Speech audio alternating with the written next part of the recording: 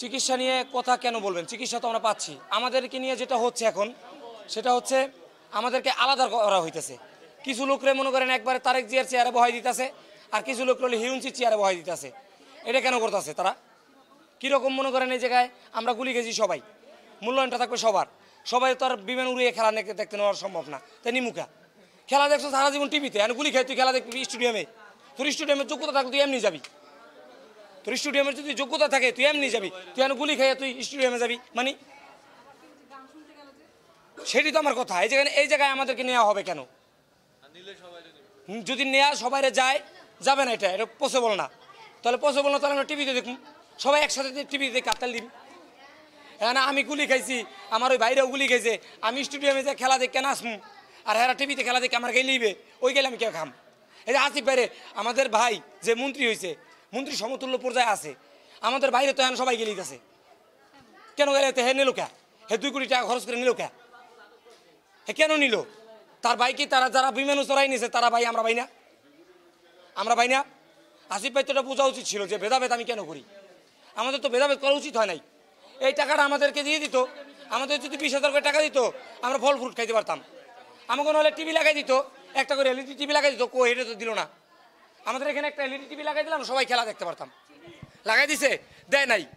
তো তারা কাজ করতেছে তাদের নিয়ে, যারা তাদের কাছে সারাদিন যে পড়ে থাকে, তাদের লাভ হচ্ছে তাদের দিয়া, আবার তাদেরও লাভ হচ্ছে তাদের দিয়া। এই জন্য তারা প্রচারণা চালাচ্ছে। আমরা রাজনীতি করার জন্য যাই নেই, আমরা গেছিলাম এই দেশ ফ্যাসিস্টের হাতে থেকে রক্ষা করার জন্য, জীবন দেওয়ার জন্য গেছিলাম। ঠিক আছে, তারা তো শহীদ মিনার ছিল, আমরা শহীদ মিনার ছিলাম না, আমরা ভাঙচুর করছি সারা ঢাকা সিটিতে। আমি যে বিষয়গুলো বলতে চাই সেটা হচ্ছে যে আমরা যে অবস্থায় এখনও আছি, গভর্নমেন্ট এবং নতুন যে বিভিন্ন ধরনের দলগুলো, সেই দলগুলো তাদের প্রচারণা, তাদের যে কথাবার্তা এবং এই সার্বিক বিষয় নিয়ে তারা ব্যস্ত। বিশেষ করে আপনি দেখবেন যে শহীদ জুলাই ফাউন্ডেশন নামে আমাদের যেই ফাউন্ডেশনটা ডক্টর ইউনূস স্যার করে দিয়েছেন, সেই ফাউন্ডেশন থেকে সার্জিস আলমের বক্তব্য অনুযায়ী 1600 কতজনের মতো টাকা পেয়েছে। আমি রংপুরের বাসিন্দা, আমি আপনাদেরকে একটা ইনফরমেশন শুধু দেই, যারা মিডিয়ার সামনে আসেন আমার বক্তব্যটা দেখবেন।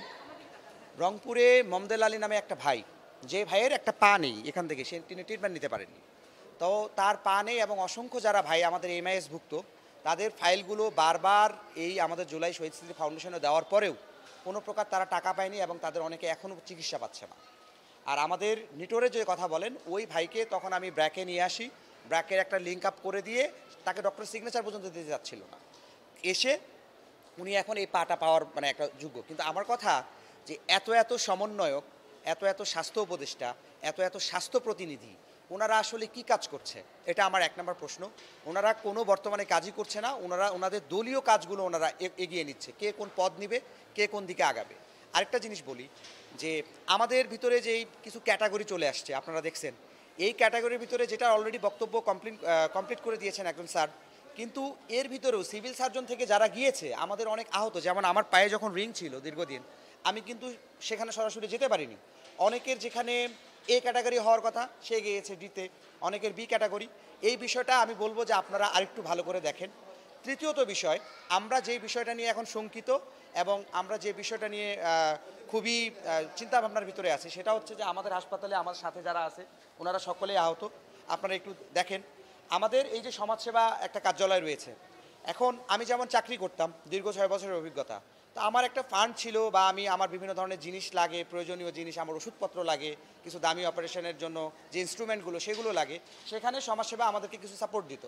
এখন সমাজসেবা অধিদপ্তর আজকে যেমন ম্যাম কথা বললো, কেবলমাত্র তারাই আমাদেরকে কিছু আর্থিক অনুদান দিচ্ছে এবং আমাদেরকে সাপোর্ট দিয়ে যাচ্ছে। ওইটা হচ্ছে দানের টাকায় চলে, যেই দানগুলো, যে ফান্ডগুলো আমাদের জন্য আসতো মূলত, এখন সেটাও নাকি বন্ধ হয়ে যাচ্ছে। মানে তার কাছে টাকা নেই, সে কীভাবে দিবে?